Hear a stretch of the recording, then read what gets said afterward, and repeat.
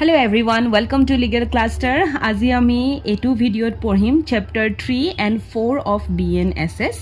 Chapter 3 section 21 ৰ পৰা 29 লৈকে কভাৰ কৰিছে আৰু তাত আমাক কৈছে power of courts ৰ কথা.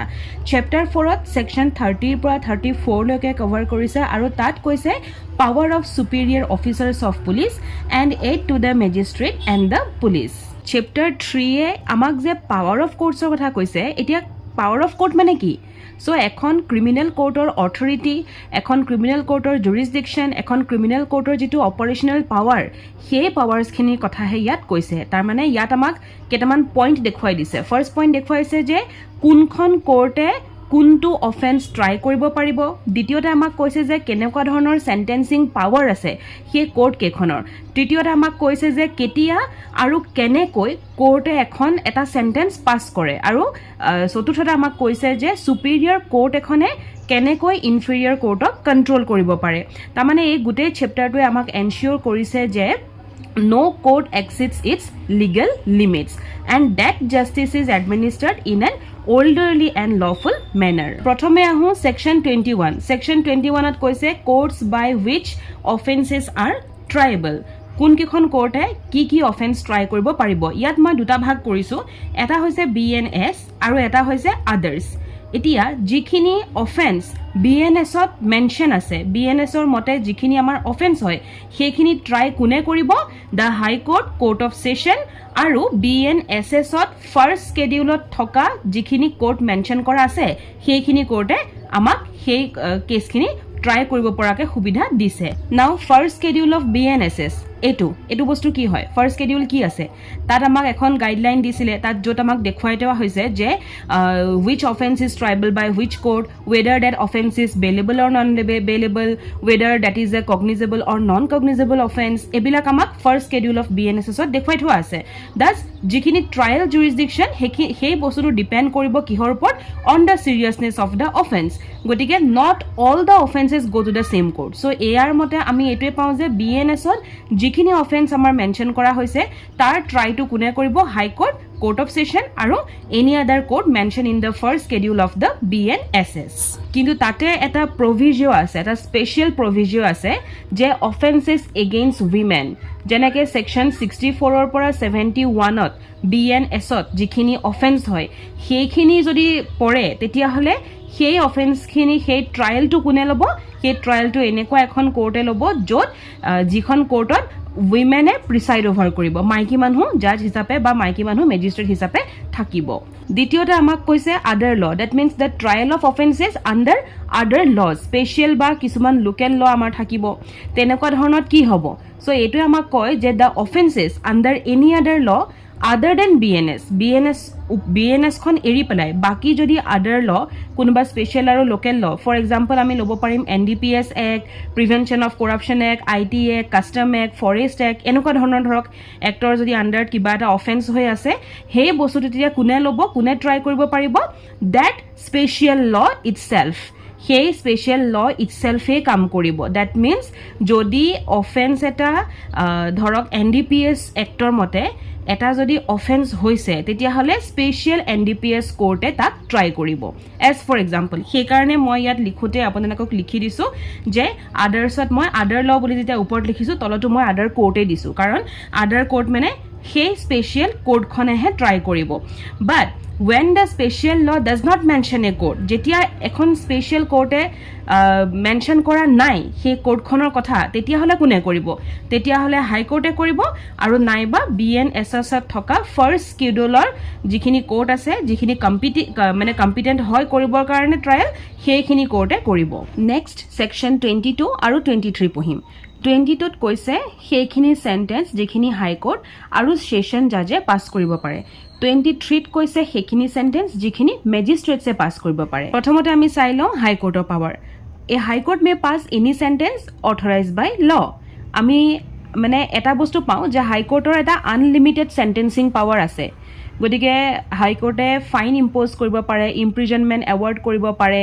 লাইফ ইমপ্ৰিজনমেণ্ট এৱাৰ্ড বা গ্ৰাণ্ট কৰিব পাৰে, ডেথ পেনাল্টি এৱাৰ্ড দিব পাৰে। There is no' upper limit placed on its punishment power. Then আমি পালোঁ ছেশ্যন জাজ বা এডিশ্যনেল ছেশ্যন জাজ। ছেশ্যন জাজেই হওক, এডিশ্যনেল ছেশ্যন জাজেই হওক, সব সেন্টেন্সে পাছ কৰিব পাৰে বাট তাত এটা কন্ডিশন লগাই থোৱা আছে যে ডেথ সেন্টেন্সৰ ক্ষেত্ৰত death sentence is not final unless it is confirm by the high court death sentence তেওঁলোকে দিব পাৰে কিন্তু হাই কোৰ্টৰ কনফাৰ্মেশ্যন তাত লাগিব দেন সেকশন 23 প্ৰথমতে পাম CJM chief judicial magistrate CJM এ সব সেন্টেন্স পাছ কৰিব পাৰে এক্সেপ্ট ডেথ সেন্টেন্স লাইফ ইমপ্ৰিজনমেন্ট আৰু imprisonment exceeding 7 years এই তিনটা বস্তু নোৱাৰে বাকি সব পাৰে that means CJM or এটা wide power আছে but that power is limited কিয় limited কাৰণ maximum imprisonment তেওঁলোকে 7 years লৈকে হে দিব পাৰে তেওঁলোকে death penalty দিব নোৱাৰে life imprisonment নোৱাৰে আৰু imprisonment to তেওঁলোকে maximum কিমান দিব পাৰে only 7 years next JMFC magistrate of the first class JMFC imprisonment কিমান লৈকে দিব পাৰে 3 years লৈকে পাৰে ফাইন 50000 লৈকে পাৰে বা দুইটাই তেওঁলোকে পাৰে আৰু কমিউনিটি সাৰ্ভিসও ইভেন পাৰে এই বস্তুখিনি আগৰ কোনোবা এটা ক্লাছত মই আপোনালোকক ৰিপিট কৰিছিলো হলেও আজি ইয়াত যেতিয়া পাইছো এই সেকশনটো ইয়াতো মই কৈ দিছো নেক্সট আমি পাই যাম JMSC এ পাৰে কি হয় imprisonment up to 1 year fine 10000 লৈকে পাৰে আৰু দুইটাই পাৰে both and community service তাৰমানে এখন কোৰ্টে মাইনৰ অফেন্সেস হে অকল হ্যান্ডল কৰিব আৰু পানিশমেন্ট পাৱাৰস আৰ স্ট্ৰিক্টলি লিমিটেড হিয়াৰ কমিউনিটি সাৰ্ভিস বুলি যে মই কলো এতিয়া হেতুৰ এটা মিনিংও মই কৈ থওঁ যে বস্তুটো কি হয় অলদো হেতু আপোনালোকে BNS ত খুব ভালদৰে পাব সো কমিউনিটি সাৰ্ভিস মানে সেই অৰ্ডাৰ অফ দ্য ওয়াৰ্ক সেইখিনি কাম হয় যিখিনি কোৰ্টে অৰ্ডাৰ কৰে as punishment for the benefit of the community for example আমি চাও যে ক্লিনিং ধৰক পাবলিক প্লেস ক্লিন কৰা গছ ৰূপায়ন কৰা পাবলিক ইউটিলিটি মেইনটেনেন্স কৰা এবিলা কামত সোশ্যাল ওয়েলফেয়াৰ এক্টিভিটিছত এসিস্ট কৰিবৰ কাৰণে লগোৱা এবিলা কাম এতিয়া এজ এ পানিশমেন্ট লয় for the benefit of the community কোৰ্টে পানিশমেন্ট হিচাপে হেতু দিয়ে বাট সেই কামটোৰ কাৰণে কিন্তু কোনো ধৰণৰ পেমেন্ট ৰিসিভ নাপায় যি সকলে সেই কমিউনিটি সাৰ্ভিসৰ কাৰণে যি সকলে কাম কৰিব সেইখিনি মানুহক কেতিয়াও পেমেন্ট নিদিয়ে সেকশন 24 আমাক কি কৈছে যে যদি এজন মানুহে ফাইন টু পে কৰিব নোৱাৰে তেও কনভিক্ট কিন্তু তেও ফাইন টু পে কৰিব পৰা নাই তেতিয়া হলে মেজিস্ট্ৰেটে কি কৰিব পাৰে এডিশনাল ইমপ্ৰিজনমেন্ট লগাই দিব পাৰে আৰু সেই ইমপ্ৰিজনমেন্টটোকে আমি কি বুলি কওঁ imprisonment in default of payment of fine যেটো আমি এখিনিত পাই আছো আৰু in default of payment of fine হলে কি সেন্টেন্স দিব পাৰে সেইটোৰ কথা এতিয়া আমি ইয়াত পাম প্ৰথমতে সেকশন 24 ত আমাক সেকশন 23 ৰ এটা কথা কৈছে যে 23 ত যিখিনি বস্তু মেনশন কৰি থোৱা আছে যিখিনি ইয়াৰ্স 1 ইয়াৰ 3 ইয়াৰ 7 ইয়াৰ এইখিনি বস্তু এক্সিড কৰিব নোৱাৰিব ফাৰ্স্ট আমাক হেতু কলে দেন আৰু এটা বস্তু লগাইছে that is called 1/4 rule 1/4 rule বুলি আমি কওঁ 1/4 rule এটা আমাক দেখুৱাইছে হেতু বস্তুৱে মই এতিয়া আপোনালোকক ধুনিয়াকৈ বুজাই দিম লগতে এখিনিও আপোনালোকৰ ক্লিয়াৰ হৈ যাব সো অ্যাকৰ্ডিং টু সেকশন 23 আমি এখন চাৰ্ট পাম যে JMFC এ 3 বছৰ JMSC এ 1 বছৰ আৰু CJM এ 7 বছৰ এতিয়া এক্সাম্পল মই পাঁচটা আপোনালোকক দেখুৱাম প্ৰথম এক্সাম্পল লৈছো মই এটো if as for example magistrate of the first class মানে JMFC এ কি কৰিলে maximum punishment 3 বছৰ দিব পাৰে ৰাইট 3 years দিব পাৰে ধৰক JMFC এ এটা অলৰেডি তেওঁ সেন্টেন্স দি থৈছে যে তোমাৰ 2 বছৰ জেল 2 year জেল আৰু 30k তুমি জৰিমনা দিব লাগিব বা তুমি ফাইন দিব লাগিব এতিয়া যেতিয়া তেওঁ ফাইনটো নিদিয়াৰ পিছত 1/4 of the তেওঁ যেহেতু JMFC 3 years হয়নে গতিকে 3 year এটা 1/4 of the 3 year আমি কেনেকৈ লম 3 years মানে এবছৰত 12 মাহ 12 plus 12 plus 12 কিমান হ'ব 36 1/4 of 2 into 36 এইখিনিতে এটা কথা কওঁ দেই এই যেটো অংক মই এতিয়া কৰি দেখালো এটো বস্তু আপোনালোকে ৰিজনিংৰ ক্লাছত পাই আছে বা আগলে আপোনালোকে ৰিজনিংৰ ক্লাছত পাব সো জিকে মেমে যেতিয়া আপোনালোকক ৰিজনিং পঢ়ায় এতিয়া নাভাবিব যে ৰিজনিংটো মেম কিয় ইউজ এবিলাকত হয় এজন জাজে এজন মেজিস্ট্ৰেটে ইউজ এনেকৈ কৰিব ৰিজনিং সেই কাৰণে ৰিজনিং আপোনালোকৰ সিলেবাসত দিয়া থাকে ওকে হেতু বাদ দিওক এতিয়া সো 1/4 36 এতিয়া 4 1 যা 4 4 9 যা 36 সেই কাৰণে 9 মান্থটো আমি এক্সট্ৰা পালো দ্যাট মিন্স টোটেল যদি তেওঁ দিব লগা হয় JMFC এ ডিফল্ট ইমপ্ৰিজনমেন্ট তাৰ মানে এক্সট্ৰা ইমপ্ৰিজনমেন্ট তেওঁ 9 মান্থ হে দিব পাৰিব সো টোটেল কি হ'ব এই 2 বছৰ যে আছিল 2 বছৰ লগত 9 মান্থ তেওঁ দিব পৰা হৈ থাকিব যদি হে ফাইন নিদিয়ে ঠিক তেনেকে এজন JMSC এ কিমান দিব পাৰিব 1 ইয়াৰ লৈকে তেওঁ ম্যাক্সিমাম দিব পাৰে তেওঁ ধৰক সেন্টেন্স এটা দি থৈছিলে এজনক যে 6 মাহ জেল আৰু 8000 ফাইন তাৰ পিছতে সেই মানুহজনে কি কৰিলে একিউজজনে পইচা নিদিলেহি তেওঁ ফাইনটো পে নকৰিলে নকৰাৰ কাৰণে কি হ'ব ডিফল্ট ইমপ্ৰিজনমেণ্ট লগাব লাগিব ডিফল্ট ইমপ্ৰিজনমেণ্ট মানে হৈছে এক্সট্ৰা ইমপ্ৰিজনমেণ্ট তো সেইটো কেনেকৈ লগাব 1/4 অফ দ্য 1 year যিহেতু তেওঁ এবছৰহে দিব পাৰে মেক্সিমাম সেইকাৰণে 1/4 অফ দ্য 1 year 3 মাহ পাব চ' 6 month প্লাছ 3 month গোটেই টোটেলটো হ'ব ঠিক তেনেকৈ আমি CJM উলিয়াই লওঁ CJM যদি ধৰক এটা সেন্টেন্স দি থৈছে যে 5 বছৰ প্লাস 1 লাখ টকা তেওঁ দি থৈছে জৰিমনা সেই যিজন ধৰক একিউজড হয় তেওঁ আহি পেলাই সেই পইচাখিনি নিদিলে তেওঁ ফাইন পে নকৰিলে so if that accused does not pay the fine then কি হ'ব ডিফল্ট ইমপ্ৰিজনমেণ্ট লগাম তাৰমানে এক্সট্ৰা ইমপ্ৰিজনমেণ্ট লগাম তাৰমানে 1/4 অফ দ্য কি আছিলে CJMৰ 7 years হয়নে সো 1/4 অফ দ্য 7 year এতিয়া 1/4 অফ 7 year আমি কি পাম 1 year 9 month এইটো কেনেকৈ পালোতো আপোনালোকে এতিয়া নিজে কৰিব হেতু মই ইয়াত দেখাই দিয়া নাই হেকাৰণে ৰিজনিং ইম্পৰ্টেন্ট হয় এণ্ড আই হোপ যে ৰিজনিং আপোনালোকৰ ক্লিয়াৰ আছে আৰু বহুতখিনি ভিডিঅ'ছ লিগেল ক্লাষ্টাৰে এড কৰিছে চাব আপোনালোকে লগতে যিসকল ক্লাছত আছে অফক'ৰ্ছ তেওঁলোককতো ক্লাছত দিয়াই হয় আৰু যিসকলে ইয়াত ইউটিউবত আছে আগৰ আমাৰ ক্লাছখিনি চালে এইখিনি বস্তু ক্লিয়াৰ হ'ব টোটেল আমি কিমান পাম 5 years প্লাছ 1 year 9 month গতিকে টোটেল আমি এইটো দিয়াব পাৰোঁ থ্ৰু CJM ইমানখিনি দিব পাৰে এতিয়া আপোনালোকক মই ক'ম যে এক্সাম্পল নম্বৰ 4 আৰু 5 দুটা ইম্পৰ্টেণ্ট হয় ইয়াত মই ক'ম যে যদি এজন মানুহক বা এজন একিউজডক অকল ফাইন দিয়া হৈছিল তেখেতক জেল দিয়া নাই অনলি ফাইন দিয়া হৈছে তেতিয়া কি হ'ব সাপোজ এজন একিউজডক কি কৰা হৈছে এজন JMFC ধৰক একিউজ এজনক 40,000 rupees ফাইন লগাই থৈ দিছে ঠিক আছে তেওঁক জেল দিয়া নাই there is no imprisonment so if that particular person or the accused does not pay the fine then the magistrate can send him to jail যদি ফাইন পে কৰা নাই তেতিয়াহ'লে জেললৈ পঠিয়াব মেজিষ্ট্ৰেটে পাৰিব but default jail কি হ'ব default jail cannot exceed this 3 year সেইকাৰণে প্ৰথমতে সেকশনটোত কৈছিলে যে সেকশন 24ত প্ৰথমতে কৈছে যে সেকশন 23ত যিখিনি মেনশন আছে ইয়াত এক্সিড কৰিব নোৱাৰিব দ্যাট মিন্স এইটো বস্তু যে যদিহে তেওঁ ধৰক এক্সাম্পল যদি তেওঁ হেৰি কৰিব পৰা নাই তেওঁ ফাইন দিব পৰা নাই তেতিয়া তেওঁ জেললৈ পঠাব পাৰিব বাট তেওঁ কিন্তু এইখিনি বস্তু মানি পেলাইহে জেললৈ পঠিয়াব পাৰিব সো সেইকাৰণে এতিয়া JMFC কথা কৈছো গতিকে মই জেললৈ পঠিয়ালে কিমান 3 years লৈকে হেটা মানে পাৰিব তাতকে হেতু এক্সিড কৰিব নোৱাৰিব নেক্সট মই এক্সাম্পল 5ত ৰাখিছো যে ম্যাক্সিমাম জেল অলৰেডি গিভেন যদি এজন একিউজডক ধৰক JMFC এ এজন একিউজডক অলৰেডি ম্যাক্সিমাম জেল দিলে এতিয়া JMFC ম্যাক্সিমাম জেল কিমান দিব পাৰে JMFC এ 3 years দিব পাৰে সো 3 years ম্যাক্সিমাম দি দিলে দিয়াৰ পিছত কি হ'ব যদি তেওঁ অলৰেডি দিয়ে দিলে প্লাস ফাইনো লগাই থৈছে এতিয়া কি কৰিব এতিয়া তাত এক্সট্ৰা ডিফল্ট দিব পাৰিনে সো ইট ইজ পসিবল পাৰি এক্সট্ৰা যেটো ডিফল্ট হয় সেই এক্সট্ৰা ডিফল্টটো দিব পাৰি বাট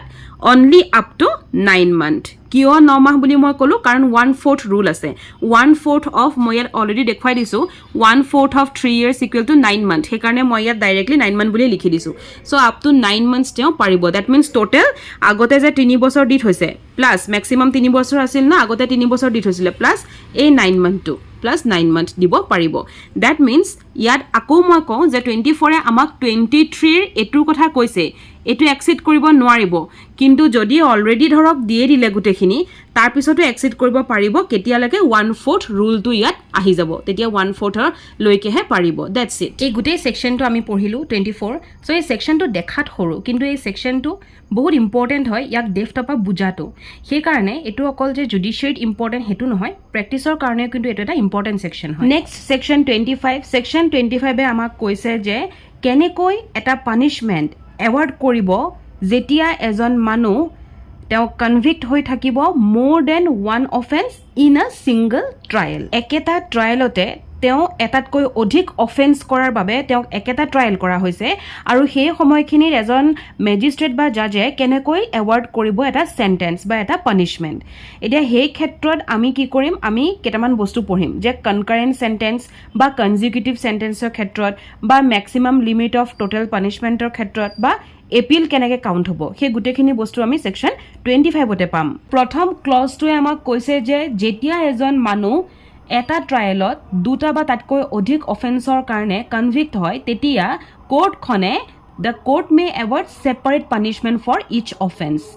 প্ৰত্যেকটো অফেন্সৰ কাৰণে সেপাৰেট পানিশমেন্ট দিব পাৰে মে এৱাৰ্ড দিব পাৰে আৰু কোৰ্টে ডিসাইড কৰিব যে সেই পানিশমেন্টখিনি কিহত চলিব কনকাৰেন্টলি চলিব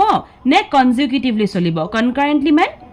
মানে হৈছে টুগেডাৰ একেলগে আৰু কনজিকিউটিভলি মানে হৈছে এটাৰ পিছত হিটু তা মানে এক্সাম্পল হিচাপে মই আপোনালোকক এতিয়া দেখুৱাই দিওঁ সাপোজ এটা কনকাৰেন্ট সেন্টেন্স বুলি কোৰ্টে ভাবিলে যে এই মানুহজনক কনকাৰেন্ট সেন্টেন্স দিম তেনে ক্ষেত্ৰত কি হ'ব সেই মানুহজনে যদি সেই অফেন্স কৰিছে অফেন্স নম্বৰ 1 ত যদি 4 বছৰ জেল লাগি আছে অফেন্স নম্বৰ 2 ত যদি সেইটো ক্ৰাইমৰ কাৰণে 3 বছৰ জেল লাগি আছে তেতিয়াহলে টোটাল আমি কি পাম 4 + 3 7 নহয় কাৰণ এটো কনকাৰেন্ট মানে হৈছে টুগেডাৰ একেলগে চলি থকা বস্তু গতিকে একেলগে চলিলে জিটো ডাঙৰ 4 years to ডাঙৰ ৰাইট গতিকে আমি 4 years to হে লম not 7 years আৰু যদি কনজিকিউটিভ হয় কনজিকিউটিভ মানে ইটোৰ পিছত হিটু তেতিয়া কি হ'ব এই 4 years আৰু 3 years তো আমি প্লাস কৰি দিম টোটাল হ'ব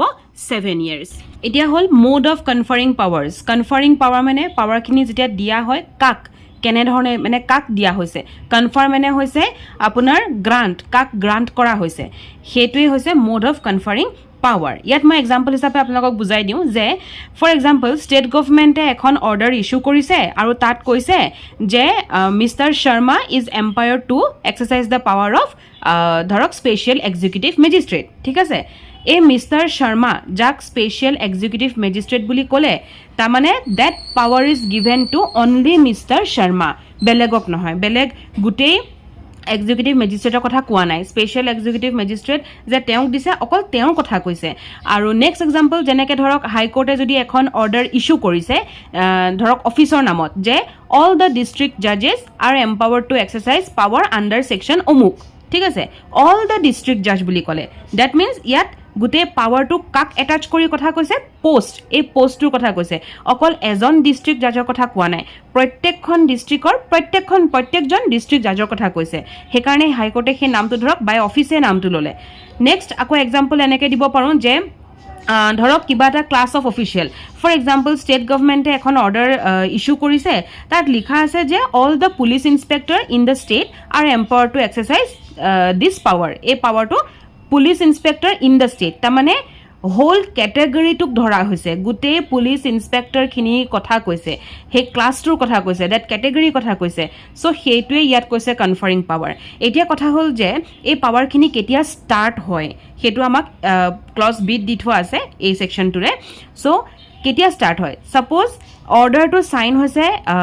ধৰক জানুৱাৰী 1 তাৰিখে আৰু অৰ্ডাৰটো কমিউনিকেট হৈছে জানুৱাৰী 5 তাৰিখে তেতিয়াহ'লে the officer can legally exercise this power from 5 January. From the 5th January, he will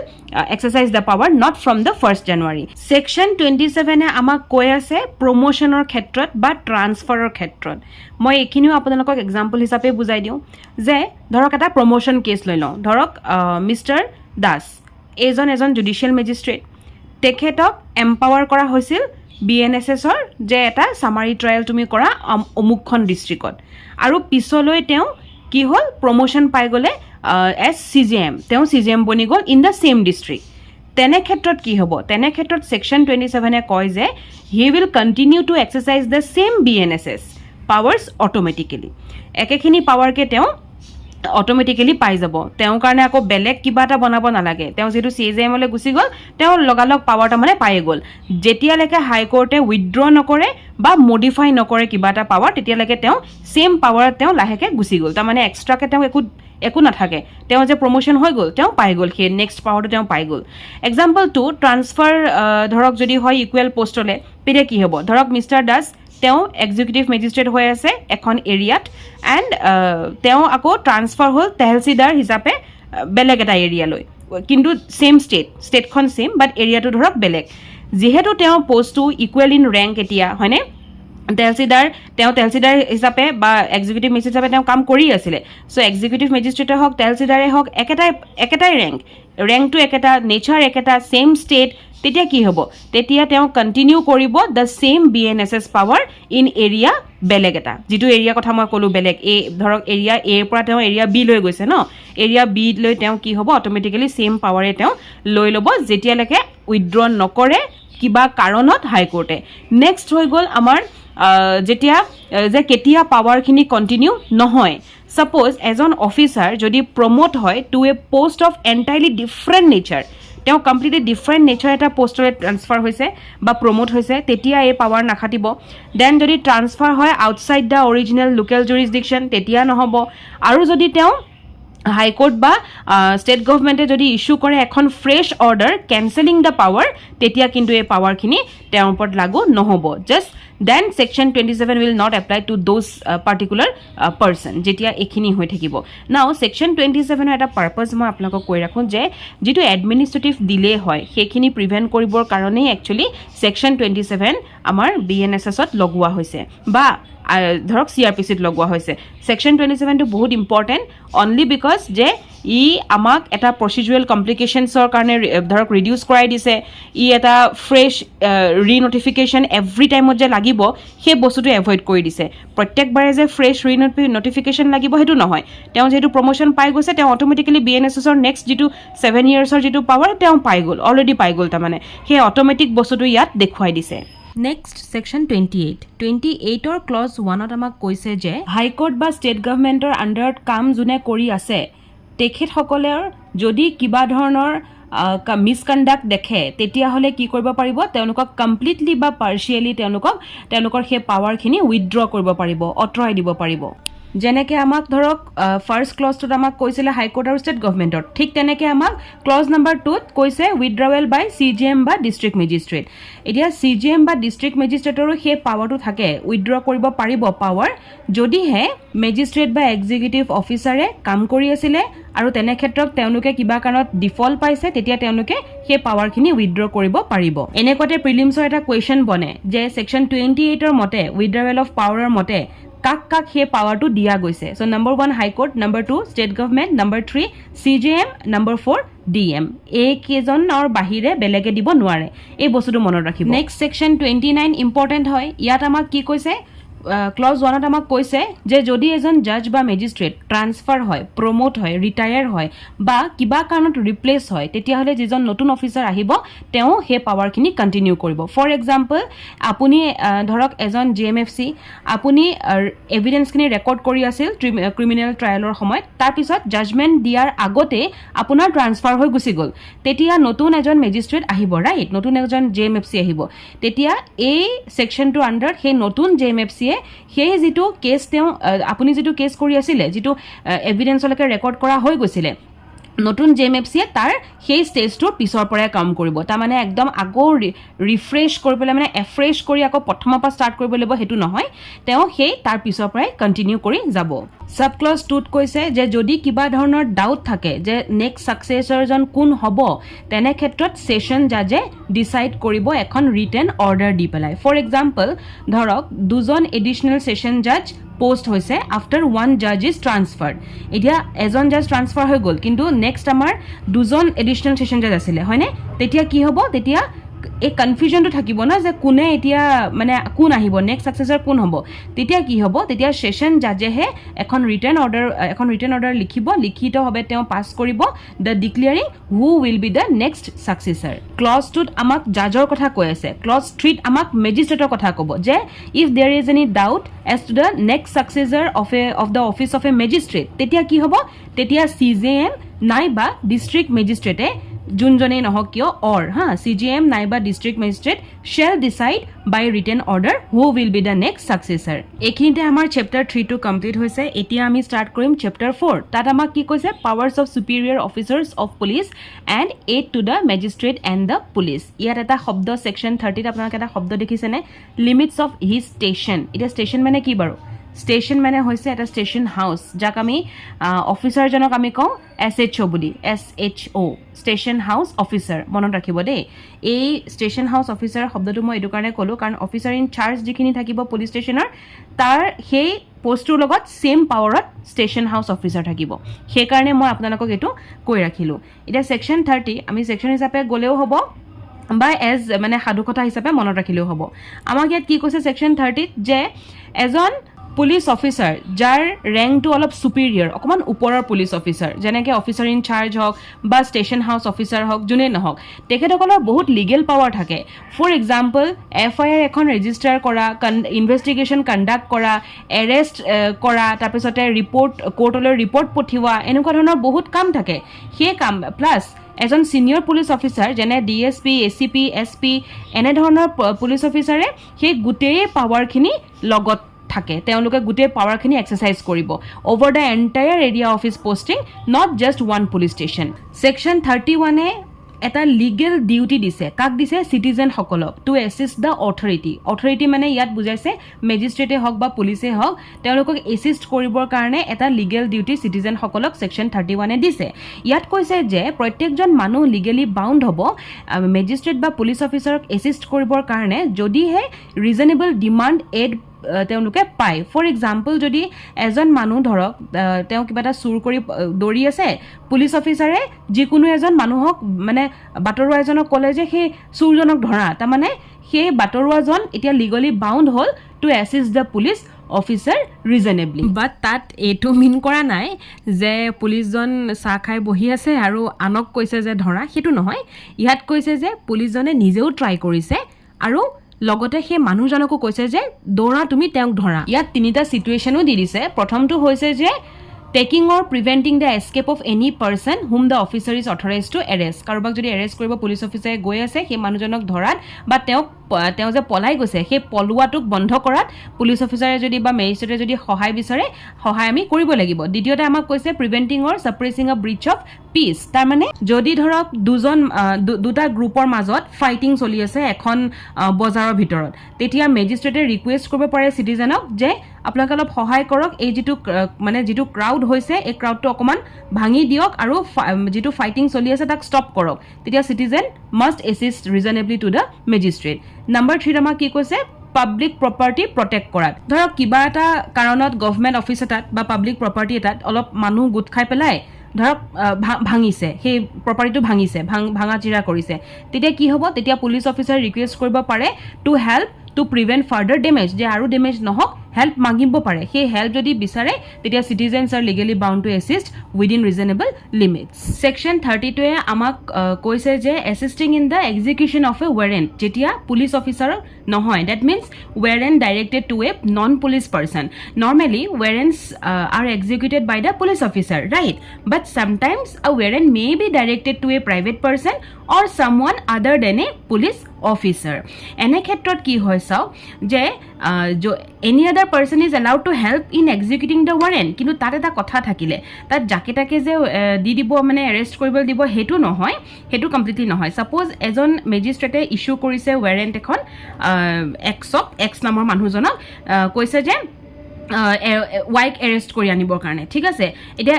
X is trying to execute the warrant but Y resist মানে যদিও X এ এক্সিকিউট কৰিব বিচাৰিছে সেই ৱাৰেণ্টখন কিন্তু Y এ কি কৰিছে Y এ অপোজ কৰিছে তেওঁ ৰেচিষ্ট কৰিছে তেওঁ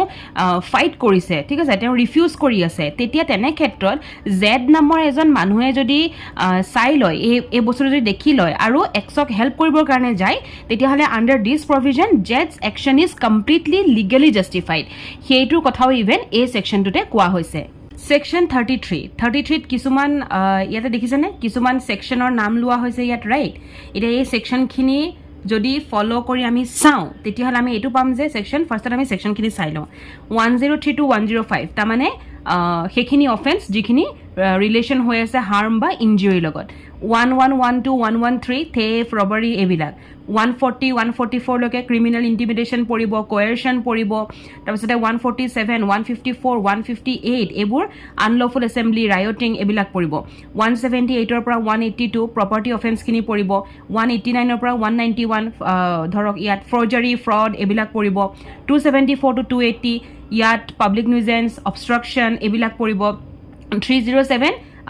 attempt to commit serious offense like attempt to murder right then 309 312 like a certain dangerous act khini poribo 316 clause 5 ot specific grave offenses amak dithwa ase 326 328 like a grievous injuries by assault ro kotha koa hoise 331 to 332 ei duda amak assault on public servant ro kotha koa hoise ei jikhini section moi ti apunalok kolu এইখিনি যদি অফেন্সৰ কথা কোনোবাই গম পায়,